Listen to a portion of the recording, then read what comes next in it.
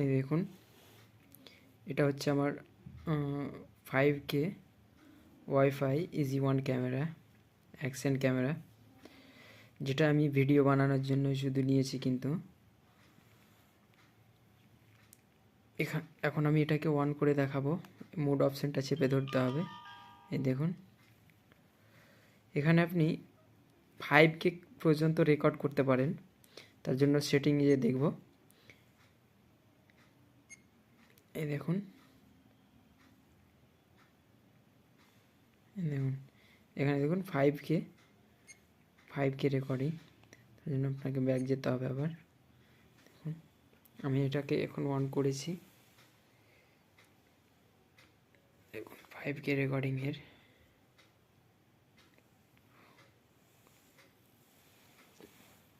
Camera কিন্তু খুব সুন্দর।